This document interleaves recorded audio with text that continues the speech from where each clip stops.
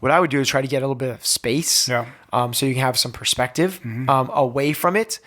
It's amazing what a couple hours, a couple days, a couple weeks will do to this fight or flight response that we all have.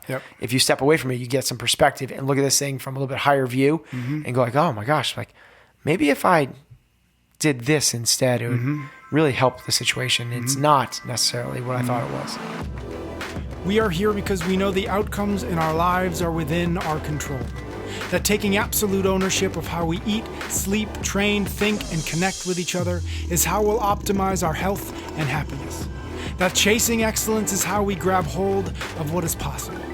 Our mission is to live on the run, always chasing, never stopping. Hello and welcome back to yet another episode of Chasing Excellence. How are you, Ben? I'm good. Thanks, Pat. Today we're going to, as always, folks send me really good questions, and I try to figure out, or I try to see or spot some patterns or some common themes or some things that people are asking in different ways about different things, and see if you and I can maybe have a broader conversation about those things, as opposed to, fitting them into another 2-minute drill or something like that. And this is going to be one of those cases. I've been seeing a lot of questions lately. They're specific, or at least I saw them because they're specific to folks asking roughly the question of, I've been going to this gym that at least at one point I really loved, but some things have changed, maybe some people changed, and now I don't know if this place is the right place for me, if I should stick it out, if I should try another gym, if I should do another thing. And so I want to talk to you a little bit about that, the specifics of that, and how maybe you would advise people evaluate their gym or the place that they are, but more on a macro level. I kind of wanted to talk to you about this idea of evaluating when something like that, when there's a time for a change, or a change needs to happen, and how you do it in your own life, and how you would talk to other people about walking through the steps necessary to figure out, okay, this thing that I loved at one point, maybe it changed. I'm not sure if I'm changing with it or if it's changing in the opposite direction of me. And so I wanted to see if we can kind of find something interesting in there. So let's start with this question of a gym specifically. Like, one of the questions was, I used to love this place. I've recognized that the owner of the gym isn't maybe as good a person as I thought they were. And now I'm in a position where I love a lot of the people there. I love what happens there, but now I'm kind of like, I don't know if I can keep going there, or if I should keep going there. Where will you begin that conversation with an individual thinking about, is this the right place for me anymore? How would you what are the metrics you'd be looking for? What are the questions you would ask? Okay. Let's start a little bit higher level, 10,000 feet, theoretical, and then we'll work our way back a little bit. Okay. The first thing I want to know is it a net positive or net negative? So imagine you're starting with a battery that's 50% charged. Every time you go into the gym and you come out of the gym, is you have a little bit more energy, a little bit more life, a little bit more charged, or are you a little more not like drained, or is it like you don't feel as good about life, yourself, and all the rest? Yep. Is it a positive or a negative in your life? Yep. Now, if it's a negative, I'm guessing that it is for this individual. Otherwise, I don't know why they'd be asking the question. Yep. What usually is the hang up is not should I change or not. They know the answer to that. Yeah. What they're not willing to do is go through the 36 hours of pain, which is the same thing with should I fire this person or not? Yeah. You kind of know intuitively, even if you're asking the question of what the answer is already. But what you do is you spin forward already to the really hard conversation of having to let that person go. Yep. And because of that, instead of going through 36 hours of pain, you hang on to the person for weeks and months and potentially years. And the whole time, it's a net negative drain. What you need to do is realize it's going to be painful for the short term, but you will feel so much better after you rip the Band-Aid off, if it is a negative thing. Yep. Here's the reason why is Jim Rohn said you're the average of the 5 people you spend the most time with. If you're at the gym a lot, then these people at the gym matter a lot. Your environment, this is the second part, shapes you more than almost anything else there is. We are literally just like products of our environment. It takes so much intention and drive and motivation to go against your environment.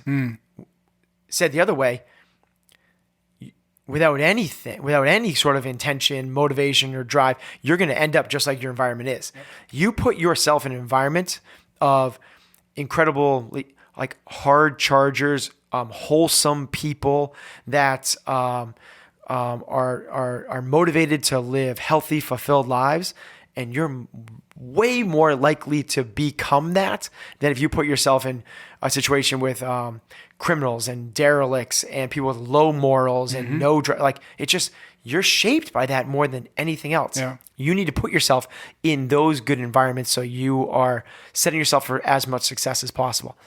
Whether this is you breaking up with your gym, or I would go so far, let's take this to the most extreme example. There is, and I'm as into like my family as possible. There is scenarios where you need to break up with your family, where people are in such destructive relationships, or their parents are so destructive that they are actually the imaginary glass ceilings that are holding people back. And if you have to take care of you first, I'm not saying be selfish. What I'm saying is take the necessary assessment, net positive or net negatives. If you can't change the environment, in a gym situation, that's going to be really hard for a member to do. Yep. In a family situation, you might be able to do that. If you can't change the situation, change the environment, change the people that you're surrounding yourself with, you need to remove yourself from that environment. Because if you do, you will have the opportunity to thrive. Whereas the other way, you are battling just to survive. And none of us that are listening to this podcast are here to do that. We are all here to chase excellence. Look how I did that, right? That's nice. It was all this big segue to that moment. But we are all here to do that. We believe that excellence is within our grasp. It's something that we can control. We need to make sure that we're putting ourselves in those situations first and foremost. How do it's maybe a silly question, but that I love that the visual metaphor of the battery and the more or less. How do you figure out if it's more or less? Is it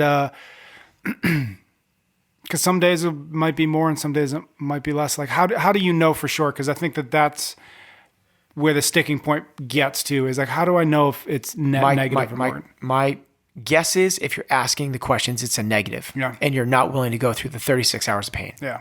That's very few people that are happy with their gym are asking and evaluating. Yep. Or a relationship or anything, or anything. Or a job or anything else. If you are questioning it, you are probably in that spot. Yeah. And that's actually interesting because I think what other people do though is if they're in a relationship, they go like, well, I don't know if I'm going to find better. Yep. And that keeps them where they are. Yep. You cannot let that's what that is called is fear. Yep. It's the unknown is holding you from taking action. You cannot let that hold you back.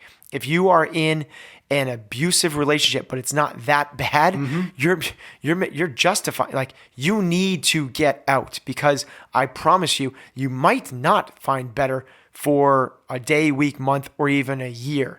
But you have to allow yourself, even the possibility of better is better than the bad. If it's a net negative, it is a net negative. Now it's not a net negative versus what could be other. Just take that off the table. Yep. Versus like neutral.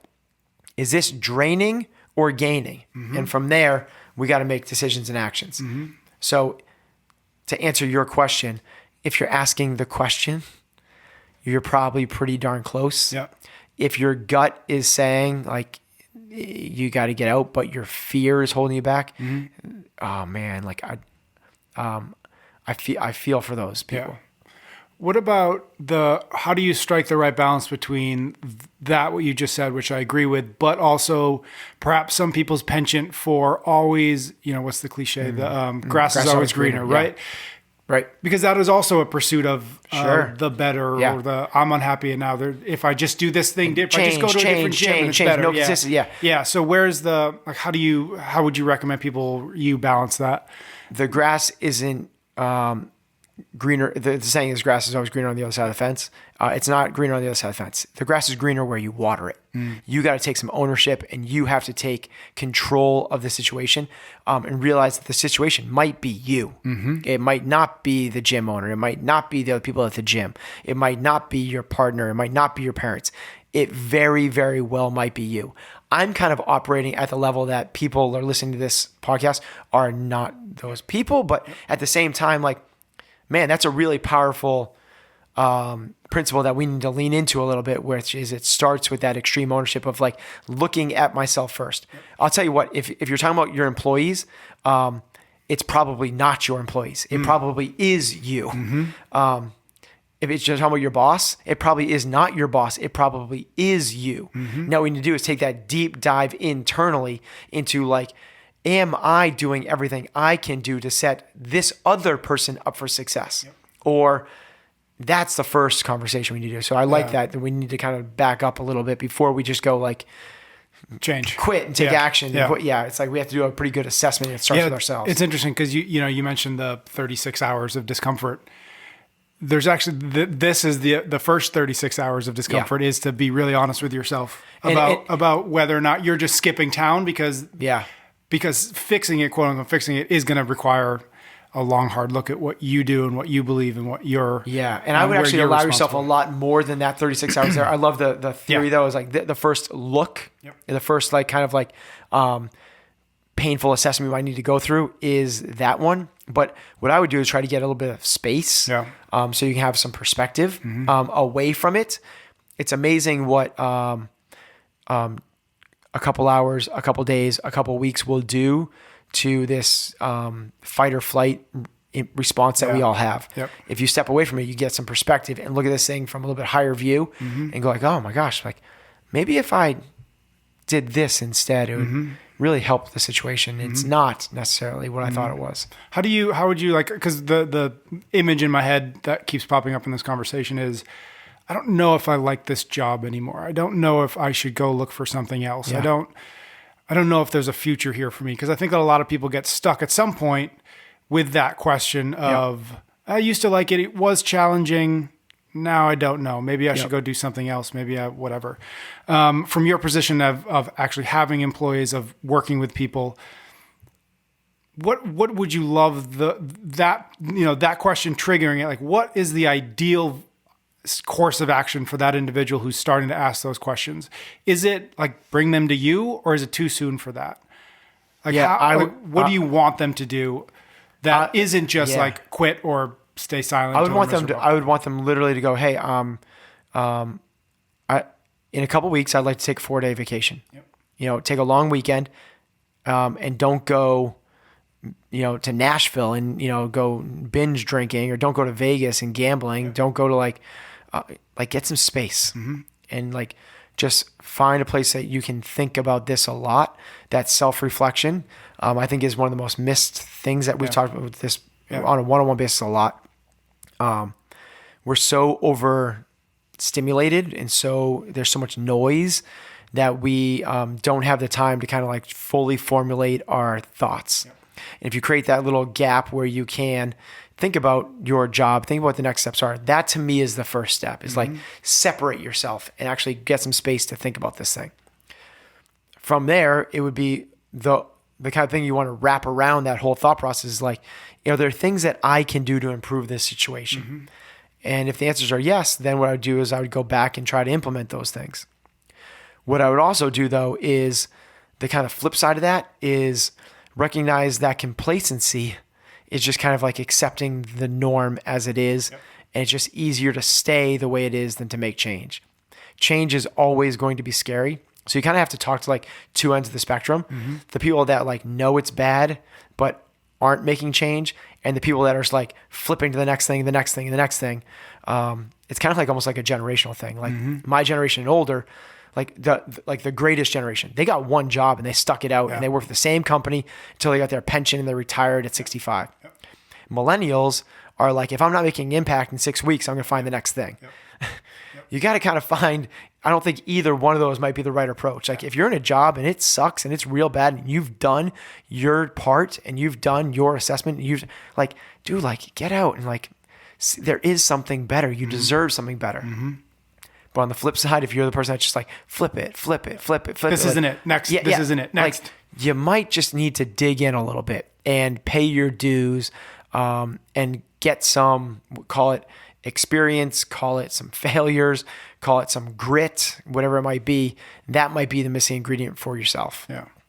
You mentioned the 36 hours of discomfort, the conversation, which is really just the hard conversation. We've talked a lot about tactful conflict resolution. This doesn't feel exactly that, though could be some kind of conflict within that conversation. But do you have any advice for folks who maybe, let's assume they did the hard work of asking themselves the right questions and trying to see if they could themselves fix whatever situation it might be. And maybe it just comes down to 3 months later, it's like this, I can't fix the thing. Like, it's not within my control to fix the thing that I feel like needs to be fixed. Any advice for having those hard conversations? Any advice for working up the courage to actually do that? Even, once you acknowledge and accept that they have to happen, like how do I make myself have the conversation that I know I need to have? I believe it is the tactful conflict resolution that we've talked about in the past. Okay. If you're going to leave a job, you don't want to burn bridges on the way out. You don't want to go, what I realized is you're a really crappy boss. What I realized is that I hate my job here. I realized like anything would be better than this. Like, I'm out. Like, you can leave on much better terms if you go with this tactful conflict resolution, which essentially is the first thing you want to do in this case would be to essentially admit mistakes. Yep. I didn't realize that what I would be motivated by is a lot more, and whatever it is, like creativity, a lot more direction, a lot more autonomy. It doesn't matter what it is, like, right? And through some self-assessment, I'm realizing that in a situation where I would thrive, it might look like more something like this. And I realize, to no fault to you or the organization, it's just not what you guys are, who you stand for. I realize it's more of a misalignment of values and approach. And I think I would thrive in an environment ... And for that reason, I'd like to give my notice, and it can be a really thought out conversation. Similar to when you have to do the opposite. You have to let someone go. Exactly. It's not a matter of like, you suck, you were bad at this. Yep. It's a really just high level. This isn't the right fit. Nothing against you as a person or an employee. We just don't feel like this is the right fit. And so kind of go through that tactful conflict resolution, the way that actually goes, so everyone's on the same page of what we're talking about. If someone approaches you and it looks like there's going to be conflict, what you don't want to do is put your guard up and go fight or flight. Yep. You want to do is just like distrust that natural gut reaction to defend yourself and just listen. And listen, put in the next word, aggressively, empathetically, completely, whatever it might be. And when you're done listening, like, thank them. Like, thank you so much for bringing this to my attention. Like, if an employee said that to me, I wouldn't go, no, it's not that. It's that you're not a hard worker. It's like, you go, thank you. Thank you for bringing that to my attention. Like, we're going to be so much better because of that. And then after you say that, like, you admit mistakes. Like, you're right. Like, I do micromanage. And I realize if you're a person that doesn't like that kind of direction, that type of training, you want more autonomy, or you're right, you are creative and this is not a creative environment. Like, we're doing equations, right. It's like, then from there you admit mistakes and then you involve them in the situation. What would be the right, how much time would you like? We're thinking about 2 weeks notice. Does that seem appropriate? Now there's involved and they're co-creating with you. There's buy-in, and you're leaving on good terms. Mm-hmm. So talking about this idea of kind of evaluating whether a change or not needs to happen. And it strikes me that in my experience, most people are really resistant to change just anywhere in every aspect of their life. So I wonder, maybe as we wrap up this conversation, I wonder just for you personally, like, do you feel like you're a person who goes after change? Like, in other words, are you always kind of going through the world wondering like, okay, it's like this, but could it be another way or could it be this way? And I think that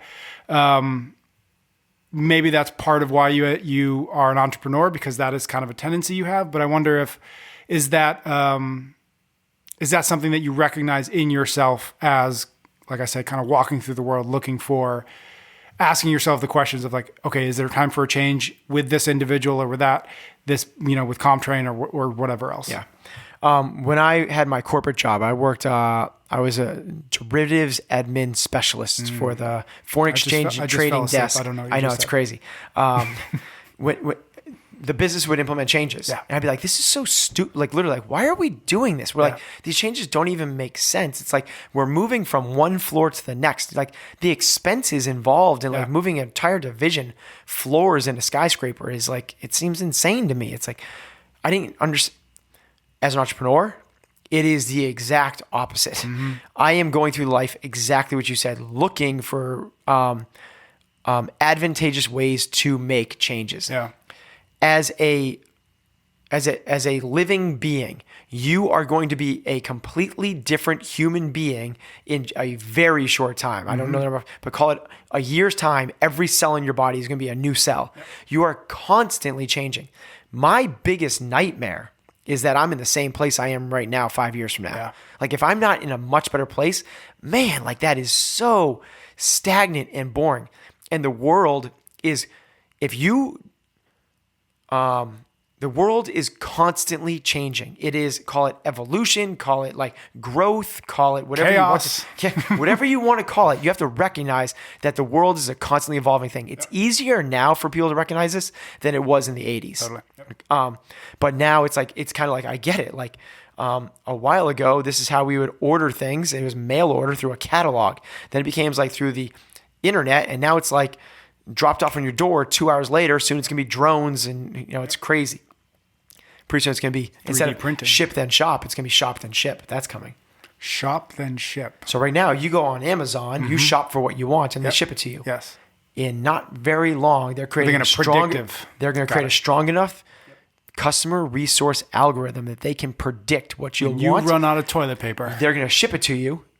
And then you'll decide whether to pay for it or not. It'll be so predictive, it'll actually cost them less to ship it back than it would be otherwise. That's how good it's going to get. So That's another podcast. Yeah. Okay. I have no idea what we're talking about. Change. Embracing change. Chasing change. Chasing change. Yeah. That's the name of our new podcast. Harder to say. So yes, the idea behind that is we have to realize, and it's harder with employees than it is with somebody in a managerial position because they realize where it needs to go. The idea behind that is you have to communicate with them. You have to recognize that. So a little bit is by positioning where you are in life, but also realize if you're not happy, if you're not fulfilled, days are going away. You're never going to get that day back. This is, my wife Heather taught me so much about this. She tries to make every hour as meaningful as possible. And to like a fault. It's crazy. It's like everything matters in this moment, which is a fantastic way to go through life because you don't have, you don't have like Netflix and chill. Yeah. It's like, this has to be impactful. So if you're in a job that you don't like, dude, realize you have control over that. Leave. If you're in a relationship you don't like, you are in control of that. Leave. It's about taking ownership and realizing that no one is, if you're not healthy, no one's forcing food in your mouth. No one's keeping you from a gym or working out. You take ownership of that. It's your life that's at stake here, nobody else's. And no one is going to make the changes for you. This is your thing. You're in control of all of the inputs and all of the outputs. If you don't like the inputs, change the environment. If you don't like the outputs, change yourself. It's you, and you have ownership of it. I'm going to wrap it up there. Thank you, Ben. Thank you to everybody who sends us questions. We will see you next week. You can get every episode of Chasing Excellence wherever you listen to your podcasts or on YouTube. Until next time, thank you for listening.